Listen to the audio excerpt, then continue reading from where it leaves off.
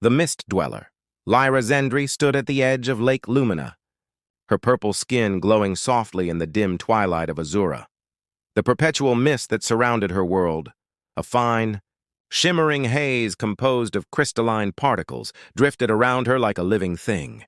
She stretched out her arm, watching the mist curl around her fingers before dispersing into the cool night air. Above, through breaks in the lower atmosphere, she could see what the Azurians called the Gray Vault, a dark expanse dotted with countless dull, colorless specks. Stars, they were called, though to Lyra and all Azurians, they held little beauty beyond their mysterious presence. The stories said that long ago, before the crystalline shift that transformed their planet's atmosphere, the sky had been different. But those were just tales passed down through generations, and no living Azurian had ever seen beyond the veil. Stargazing again? The voice belonged to Taven, her childhood friend whose skin was a deeper shade of purple than hers. "The council meeting is about to begin, and your father expects you there." Lyra sighed, her violet eyes still fixed on the heavens. "What's the point, Taven? Every council meeting is the same. Discussions about maintaining the equilibrium, preserving our ways, never looking outward." "That's because outward is empty and gray," Taven replied with the practiced certainty of someone reciting a lesson. "Our world is all the color we need." And it was true that Azura itself was vibrant. From the bioluminescent flora that lined the crystal forests to the iridescent waters of the inland seas. The Azurians had adapted to see beauty in their immediate surroundings, never questioning what lay beyond. But Lyra questioned. Always. Since childhood, she had been drawn to the old archives, reading forbidden texts from before the crystalline shift.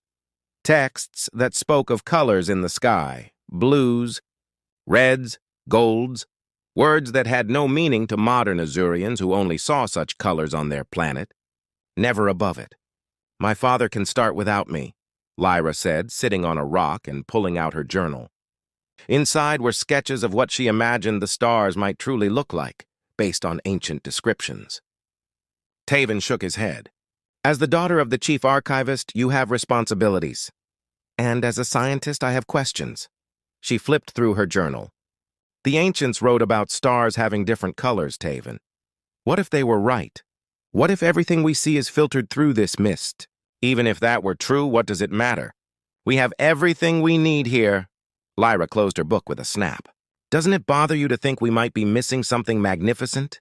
Something just beyond our reach?" Before Taven could answer, a sound like thunder cracked through the air. Both Azurians looked up to see a bright streak cutting through the gray vault, a falling star but unlike any they had witnessed before. This one seemed to burn with an intensity that penetrated even the mist, and for just a moment Lyra thought she saw a flash of color, real color in the sky. "It's coming down in the Whisper Valley," she gasped, already on her feet. "Lyra, no! The council!" But she was already running, her heart pounding with a certainty she couldn't explain. Whatever had broken through their veil was important. Perhaps the answer to questions she'd been asking her entire life. Behind her, Taven called out once more before reluctantly following. Neither of them realized that this night would change not only their understanding of the stars, but the course of their entire world. The fallen star. The Whisper Valley earned its name from the way sound carried through its unusual rock formations, amplifying even the softest noises into gentle, persistent echoes. Tonight, those whispers carried the sizzle and crack of superheated metal cooling in the night air. Lyra followed the trail of disturbed earth, her feet light against the phosphorescent moss that carpeted the valley floor. The crash site glowed ahead, not with the familiar bioluminescence of Azura's flora, but with something foreign and artificial. A deep trench carved into the ground led to a crumpled mass of metal, unlike anything Lyra had ever seen. "We should go back," Taven hissed, grabbing her arm. "This could be dangerous." Lyra shook her head, violet eyes wide with wonder. "This isn't a meteor, Taven. Look at the design, the symmetry." She approached cautiously, the heat from the object still warming her purple skin. "This was made by someone." As if responding to her words, a section of the craft slid open with a hydraulic hiss. Lyra and Tavin jumped back, crouching behind a boulder. From the opening emerged a figure, unmistakably alive but utterly foreign to their eyes. Where Azurians had smooth purple skin, this being's was a warm tan color. His hair was dark, not the silvery strands common to her people. And his eyes, they were a deep brown that reminded Lyra of the rare minerals her father kept locked in the archive vaults. The stranger staggered forward, clutching his side, then collapsed onto the moss. A red substance, blood, Lyra realized with a shock, seeped between his fingers. "He's injured," she whispered, already moving toward him. "Lyra, wait!" Taven's protest was too late. Kneeling beside the fallen visitor, Lyra noticed how similar yet different they were. He had the same basic form as an Azurian, the same number of limbs, fingers, and facial features, yet everything about him seemed alien. His clothing was made of materials she didn't recognize, adorned with symbols and patches. The stranger's eyes fluttered open, focusing slowly on her face. Instead of fear, they registered surprise, then wonder. "You're purple," he said in a language Lyra shouldn't have understood, yet somehow did, as if the words bypassed her ears and formed directly in her mind. "And you're not," she replied, fascinated. "What are you?" "Human," he managed, grimacing with pain. "Dr. Elian Reed, astrophysicist from Earth." His gaze drifted upward to the misty sky. "This atmosphere incredible. No wonder our scans were inconclusive." Taven had cautiously approached, his face a mask of suspicion. "We should inform the council immediately." "No," Lyra said firmly. "They'll isolate him, study him like a specimen. He needs medical attention first." She turned back to the human. "Can you walk with assistance? Our healing grotto isn't far." Elian nodded weakly, and with Lyra's help, he stood. She felt the unfamiliar heat of his skin through his torn garment, so different from the cool touch of Azurians. "My research," he murmured, gesturing toward the craft. "The data? We'll come back for it," Lyra promised, supporting his weight as they began the slow journey toward a hidden cave system she knew well, one not on the council's maps. As they walked, Elian gazed upward, studying the mist-shrouded sky. "Your atmosphere? It's filtering the light spectrum. You can't see the true colors of the stars, can you?" Lyra's heart skipped. "The stars have colors?" Despite his pain, Elian smiled. "More colors than you can imagine. Your sky isn't empty or gray. It's the most spectacular light show in the universe." Something shifted in Lyra's chest, a longing so intense it nearly stole her breath. All her life, she'd suspected there was more beyond their veil, but hearing it confirmed by someone who had seen it. "Tell me," she whispered as they entered the hidden grotto where healing waters glowed with gentle energy. "Tell me about the real sky." Worlds colliding. The healing grotto worked its magic on Elian over the next several days. Azurian medicine, a combination of mineral-rich waters and bioluminescent fungi with remarkable regenerative properties, closed his wounds and restored his strength. During this time, Lyra visited daily, bringing food and keeping her discovery secret from all but Taven, who reluctantly agreed to maintain her confidence. "The council meeting went exactly as expected," she told Elian on the 5th day, setting down a basket of spiral fruits. "More discussions about maintaining tradition, preserving our isolation. If they knew about you..." "They'd be justified in their caution," Elian said, sitting up against the cave wall.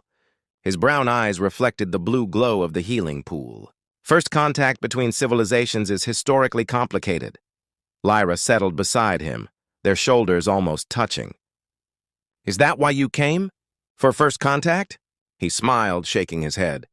"No, I came to study your star system. My research focuses on atmospheres that distort astronomical observation." He gestured to the cave ceiling, as if indicating the mist beyond it. "Your world is unique. The crystalline particles in your atmosphere create a natural filter that blocks certain wavelengths of light." "So the ancient texts were right," Lyra whispered. "About the stars having colors." "More than right." Elian reached for the tablet he'd retrieved from his ship days earlier. The screen illuminated, displaying an image that made Lyra gasp. It was space, but not the dull gray void she knew. This was an explosion of color. Clouds of purple and pink gas, stars burning blue, white, and red, swirls of golden dust forming delicate patterns against the black canvas of infinity. "This is what's above us? Right now?" Her voice trembled. "Yes." Elian swiped to another image. "This nebula is just beyond your solar system. And this," he showed her a swirl of stars, "is what your own galaxy looks like from a distance." Tears formed in Lyra's eyes. "It's beautiful." She looked at him with sudden intensity. "Why did you really crash here, Elian?" He hesitated, then sighed. "My navigation system malfunctioned after passing through your atmosphere, but now I think it was more than coincidence." Their eyes met, and something unspoken passed between them. Some discoveries are meant to happen. Over the following weeks, as Elian's ship underwent repairs with Lyra's help, they exchanged knowledge. He taught her about stars, planets, and the vastness of space. She showed him Azurian science, art, and philosophy. In the evenings, they would sit at the lakeshore, talking until the 3 moons of Azura rose above the mist. "Your people have adapted remarkably," Elian said one night. "Your vision compensates for the filtered light. Your technology uses principles we haven't mastered."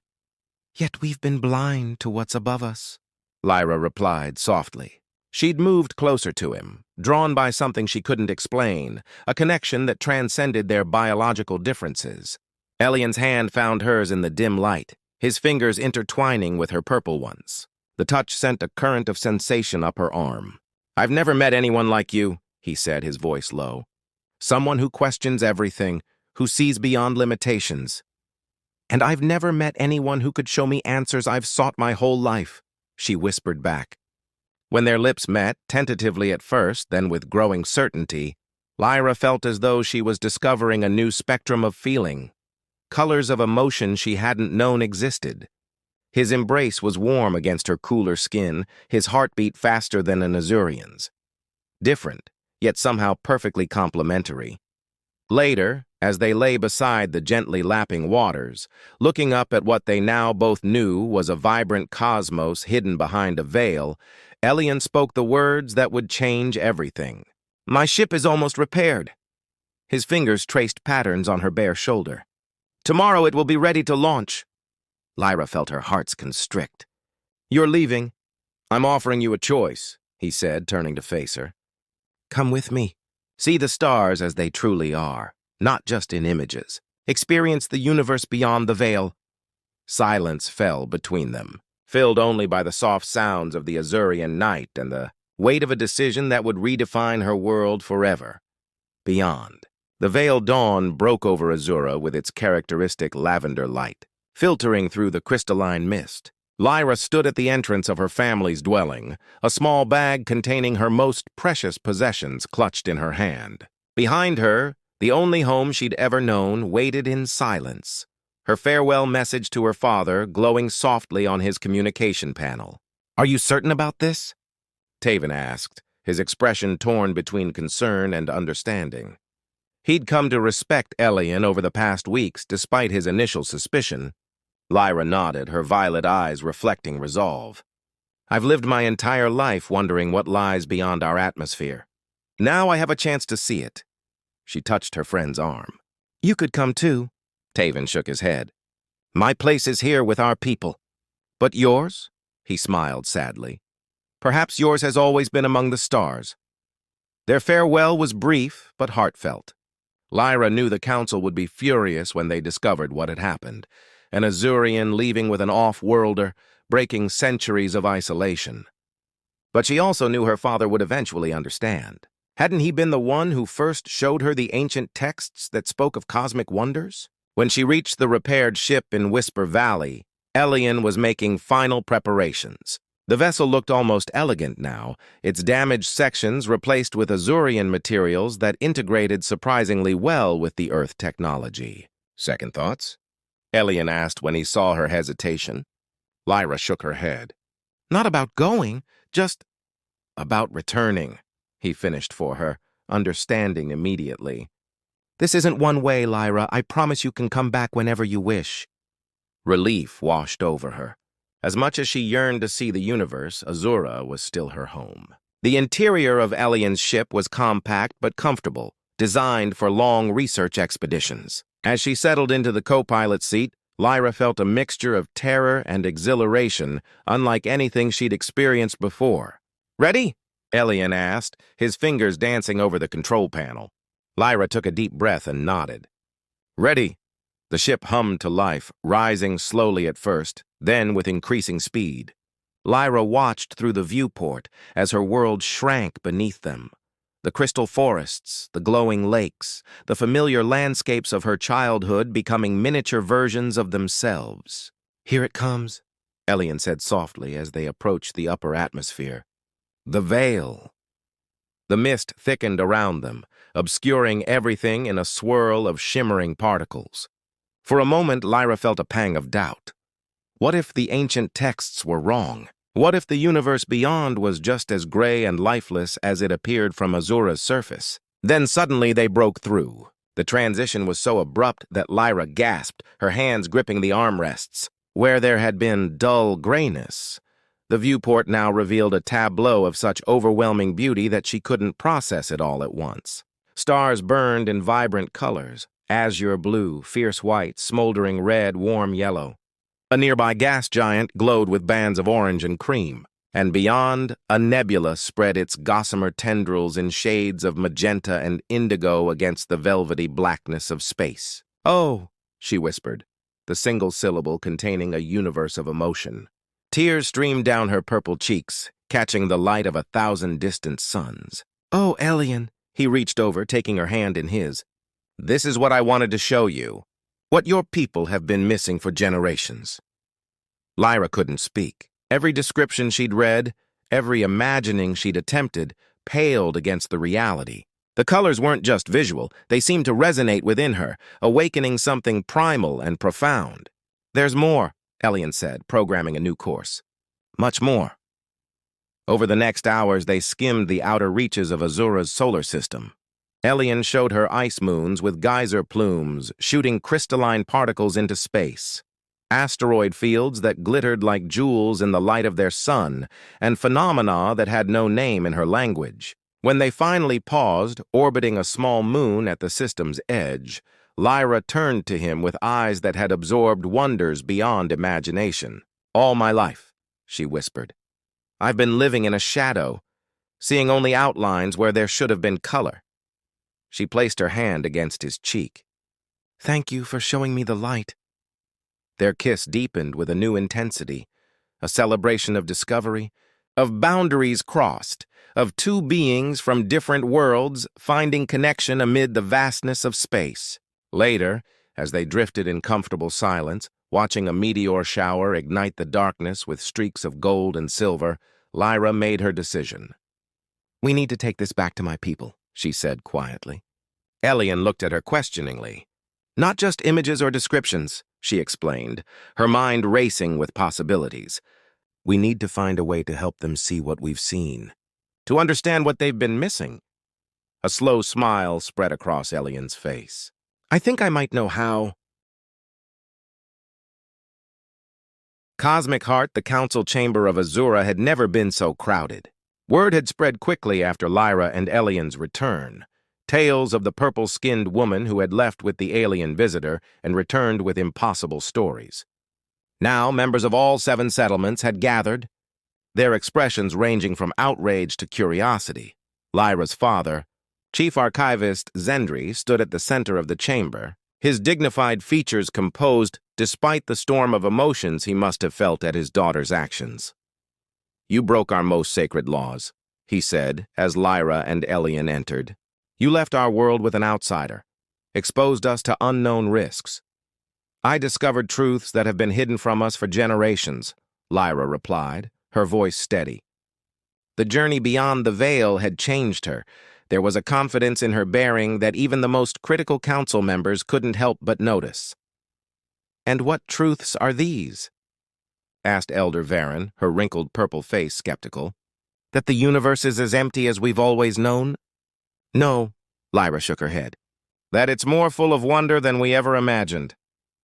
She turned to Elian, who carried a device they had worked on for days before returning. "We can show you," murmurs rippled through the assembly. Taven, watching from the side, gave her an encouraging nod. "What you're about to see," Elian explained, addressing the council respectfully, "is a filtered representation of what exists beyond your atmosphere. Your crystalline mist blocks certain wavelengths of light, particularly in the color spectrum. This device compensates for that filtering effect." He placed the device, a combination of Earth technology and Azurian crystals, in the center of the chamber. With a few adjustments, he activated it. For a moment, nothing happened. Then, slowly, the domed ceiling of the chamber transformed. The projection created an exact replica of the sky as seen from Azura's surface. Gray, misty, dotted with colorless points of light. But then, as the compensation algorithm engaged, the image began to change. Gasps filled the chamber as the gray melted away, replaced by the true majesty of their night sky. Stars blazed in their actual colors. Azura's nearest stellar neighbor revealed as a binary system of gold and blue stars. Their own sun's corona, normally hidden by the mist, shimmered in radiant yellows and oranges. And at the edge of their system, the nebula Elian had shown Lyra unfurled its spectacular tapestry of color. "This is what has been above us all along," Lyra said into the stunned silence. "This is what the ancient text described before the crystalline shift changed our atmosphere." Her father stepped forward, his eyes fixed on the celestial display. "The archives speak of a time when our ancestors could see the rainbow road of stars," he said quietly. "I always thought it was metaphorical." "It's real," Elian confirmed. "And with the right technology, your people could experience it again, not just as a projection, but by traveling beyond the veil." The debate that followed lasted hours. Some council members feared change, arguing that Azurian society had flourished precisely because of their isolation. Others were captivated by the possibilities, already envisioning a new era of exploration. Through it all, Lyra and Elian stood together, their hands occasionally brushing in subtle gestures of support. They had discussed their own future during the return journey, the complexities, the challenges, the uncertainty. Yet looking at him now, explaining stellar phenomena to fascinated Azurian scientists, Lyra felt a certainty that transcended all doubt. When the council finally voted to establish a space exploration initiative, narrowly passing with Elder Varen, casting the deciding vote, celebrations erupted throughout the chamber. Lyra found herself embraced by her father, his initial anger replaced by a cautious pride. "You always saw further than the rest of us," he told her, "just like your mother did." Later, as twilight fell over Azura, Lyra and Elian stood once more at the shore of Lake Lumina. Above them, the mist swirled as it always had, yet knowing what lay beyond had forever changed how they perceived it. "Will you stay?" Lyra asked, turning to face him. "Help us build this new beginning?" Elian's smile was tender as he took both her hands in his. "For a time. Then perhaps we could divide our lives between worlds, your people and mine, Earth and Azura, and all the places in between." She moved closer, her purple skin luminescent in the fading light. "I never imagined finding someone who could understand both parts of me, the part that loves Azura and the part that always yearned for more. And I never imagined finding someone across the stars who would see the universe with the same wonder I do," he replied, drawing her into an embrace. As they stood beneath the veiled sky, they both knew their journey was just beginning. There would be challenges ahead, two different beings from different worlds building a life together, bridging the gap between civilizations, navigating the complexities of their unprecedented relationship. Yet looking into each other's eyes, they found something more profound than the cosmic spectacle that had brought them together, a connection that transcended their biological differences, a resonance between souls that had somehow found each other across the vast expanse of space. "Whatever comes next," Lyra whispered against his lips, "we'll face it together, under the same stars, whether seen through a veil or in all their glory." And as night fully descended over Azura, the first of many shared nights between worlds. They sealed their promise with a kiss that bridged galaxies, purple skin against tan, two hearts beating to the ancient rhythm of the universe that had, against all odds, brought them together beneath a once gray, now technicolor sky.